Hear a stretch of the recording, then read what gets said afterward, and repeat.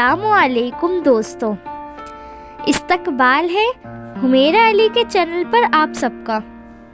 मैं ठीक हूँ, उम्मीद है आप सब भी ठीक होंगे। अगर आप मेरे चैनल पर नए हैं तो मेरे चैनल को सब्सक्राइब करना मत भूलिएगा।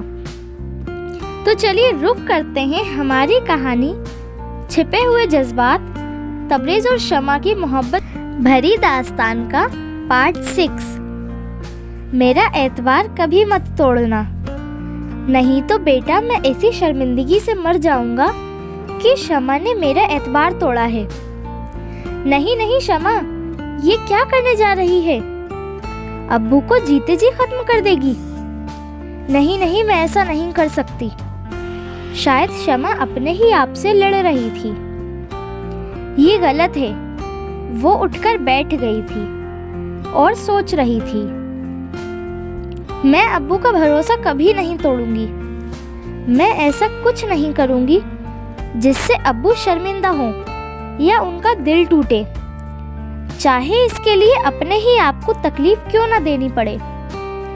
उसने तबरेज़ के लिए पैदा होती हुई मोहब्बत को अपने सीने में दफन कर लिया। उसने ऐसा सोच लिया जैसे तबरेज़ को वो जानती ही नहीं, लेकिन वो जानती थी और उसका दिल भी जानता था कि पिछली बार उसकी दिलकशिश आंखें देखी तो ऐसा महसूस हुआ था जैसे वो उनमें डूबी चली जा रही हो। उसमें अपने आप को डांट दिया था। वो था ही ऐसा कि कोई भी लड़की उससे इम्प्रेस हुए बगैर ना रह सकती थी।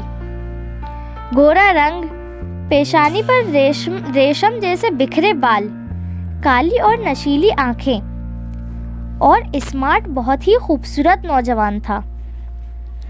कोई भी लड़की उसे पाकर अपने आप को खुशनसीब समझती, लेकिन शमा को अपने आप को इस अनचाहे रास्ते पर चलने से रोकना था। इसलिए उसने उससे इतना रूखा बर्ताव किया था। शायद मैंने सही किया।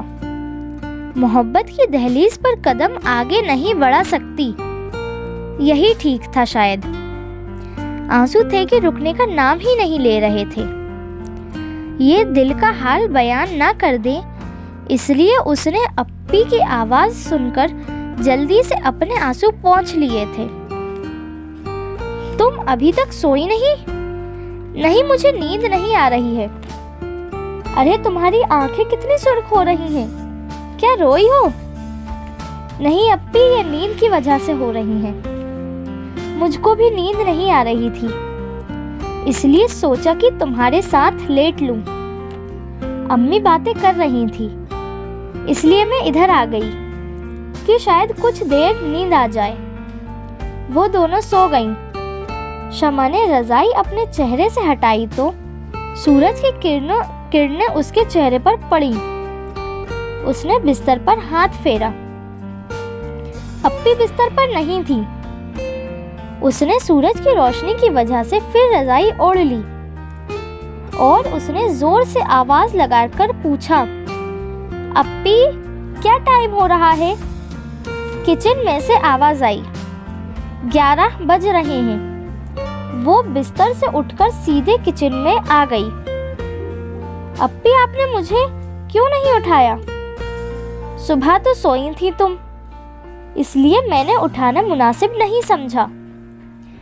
पर अप्पी मुझे आज कॉलेज जाना था और लाइब्रेरी भी जाना बहुत ज़रूरी था।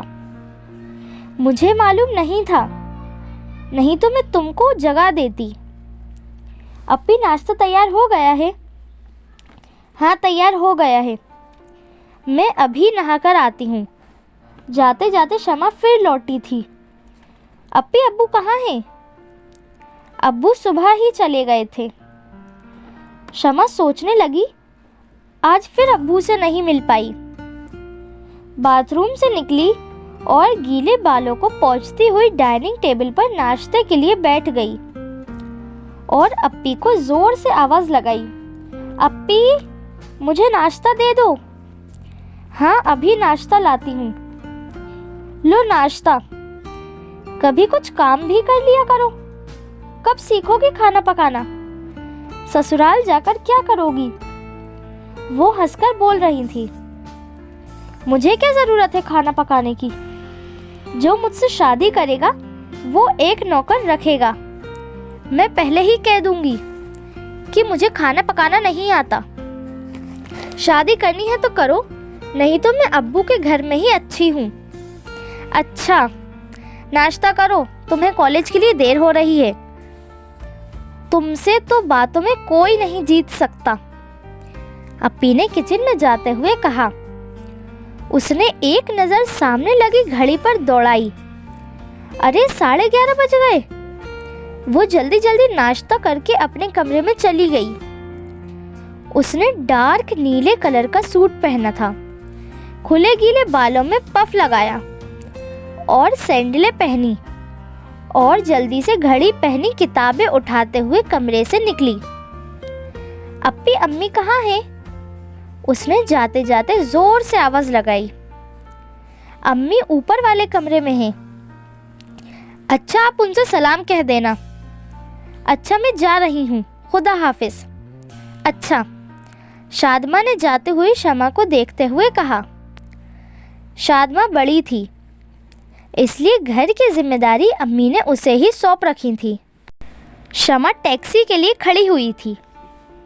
वहीं पर कुछ लड़के खड़े थे जो बार बार कुछ न कुछ कमेंट करके उसे तंग कर रहे थे।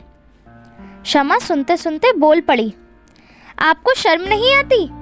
एक अकेली लड़की को देखकर परेशान करते हुए। उसमें से एक लड़का बोला, जैसे भी हैं आपके दीवाने हैं।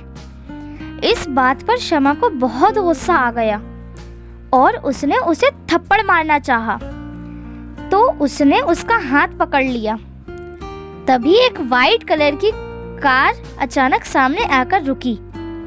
उसमें से एक नौजवान फुर्ती से निकला।